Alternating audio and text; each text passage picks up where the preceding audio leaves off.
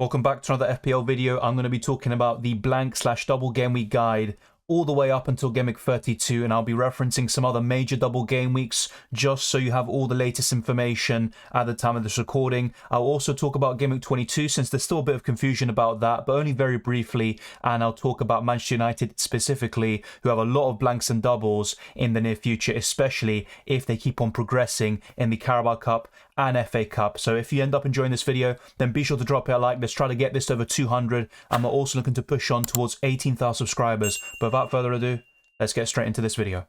Manchester United and Leeds will certainly double in Gameweek 22. The majority of us do know this, but there's still a bit of confusion among some people. So I just want to address this very quickly. Since Man United and Leeds both progressed in the FA Cup and didn't draw their FA Cup game, that means they avoided a round 4 replay in the FA Cup. There's no clash with the corresponding fixture between Man United and Leeds in the Premier League, and therefore they will double in Gameweek 22. But there's a few other things I want to talk about specifically with Manchester United. So they're going to double in Gameweek 22, as I just said, and they're likely to blank in Gameweek 25 should they reach the Carabao Cup final. They're currently 3-0 up after the first leg against Nottingham Forest away. They've got the home fixture, and you would expect them to get the job done and reach the Carabao Cup final. But it's going to be a mixture of blanks and doubles, it appears, for Man United. They obviously double in 22. They could blank 3 game weeks later. Then they could also blank in Gameweek 28 if Brighton or Man United reach the FA Cup quarterfinals. But then they're very likely to double in Gameweek 29 in the following week as well. So kind of a mixture here. It's going to be difficult to get on and off these Man United assets, and that's why the free hit, the wild card, and all these other chips can come in very handy.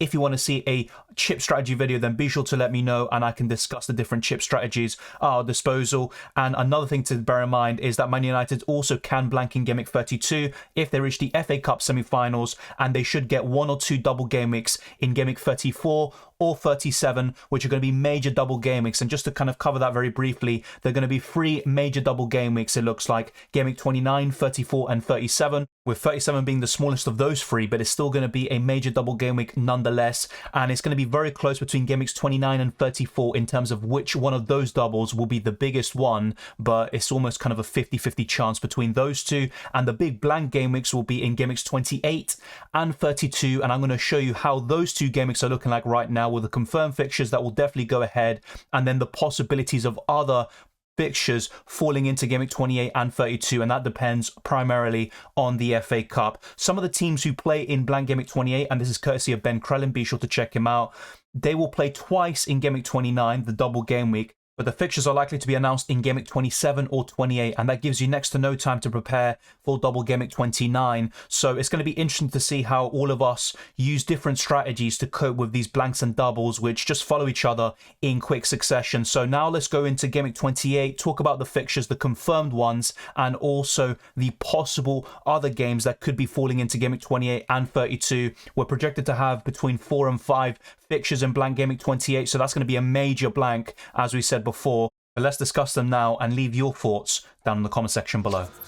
The games that will definitely go ahead in Gameweek 28 are Arsenal versus Crystal Palace, Aston Villa versus Bournemouth, Chelsea versus Everton, and Nottingham Forest versus Newcastle. And then the rest of the fixtures, it all depends on the FA Cup and which teams reach the quarterfinals. If one of the 2 teams, whether it's Brighton, Man United, Southampton, Tottenham, etc., reach the quarterfinals, then they will blank in Gameweek 28, and that means that fixture will be void. And you've got the likes of Fulham, who still need to do their round 4 replay before even reaching round 5 and then having a chance of reaching the quarterfinals. So we've already got 4 fixtures in Gameweek 28, and we probably will get 1 more fixture added in to that game week, and that'll be interesting to see. But it could just well be those 4 fixtures, and a free hit in Gameweek 28 could be very likely and on the cards. But you may also want to use your free hit in a double game week later on, whether it's a major one or maybe a smaller double game week. It's completely up to you, but I would try to use the free hit and the wild card around the time of the major double game weeks, and that's when you can also use it in conjunction with your bench boost. And in terms of the triple captain, you also have to bear that in mind. You know, with these major double game weeks in 29, 34, and 37, you probably don't want to use the triple captain in the majority of these game weeks because you may be using a chip already, and if you're not using the wild card, like I said, you may well be using a bench boost or the free hit. And in that case, it boosts the appeal of using the triple captain on Rashford or Bruno Fernandes in Gameweek 22, or using the triple captaincy on Erling Haaland in 23. And a lot of these Arsenal doubles in the future, they will coincide with these major double game weeks. So I think it could be best to use the triple captaincy within the next week or so in 22 or 23. And then in terms of the rest of the chips, using it between Gameweeks 28 and 33. Let me know your thoughts down in the comment section below. Like I said, I can make a separate video covering this in detail. But that is Gameweek 28, how it's looking like so far. We've got 4 confirmed fixtures. There could maybe be one other fixture added into Gameweek 28, and that will give us more options to choose from in this game week, whether we use the free hit or just transfers dead in our teams, and then wildcard into Gameweek 29. But now let's talk about Gameweek 32 briefly. We have even less information because that's even later on in the season, and this is coinciding with the FA Cup semi-finals.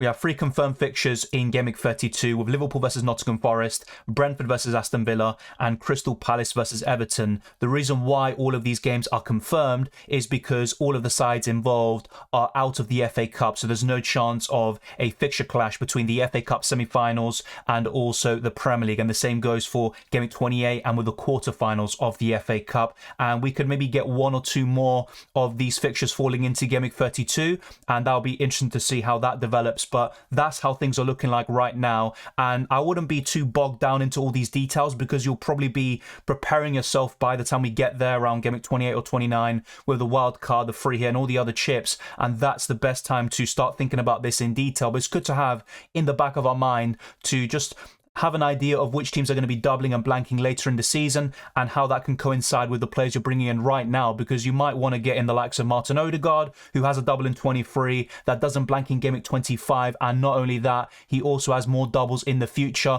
and also doesn't blank in Gameweek 28, but there's the possibility of a blank in Gameweek 32. Now, I don't think Southampton will reach the FA Cup semi-finals, although it's possible, and if Southampton are eliminated, then that game against Arsenal will fall into Gameweek 32, and that means Martin Odegaard and Arsenal will have no blanks all the way until the end of the season, as well as 1 or 2 more doubles. So a lot of things to think about. Let me know your thoughts down in the comment section below, and thank you very much for watching this video. If you enjoyed it or found it useful, then be sure to smash the like button and subscribe for new. Let's get this video to over 300 likes. Let's also push on towards 18,000 subscribers. You can follow me on Twitter and Instagram, DylanRCM, and you can also follow us on Patreon and become a channel member. Patreon.com/DylanRCM. If you sign up for just as little as £3 per month, you get access to the perks of legends and captains in the higher tiers, including early access to videos and also access to all my team reveals, even when I'm playing the wild card and trying to prevent mass copying and all of that good stuff. But I appreciate you dropping by and all the support you've been showing, and I wish you all the best of luck for Gameweek 22 and the rest of the season, and hopefully we devise the best chip strategies possible, and I'll see you next time.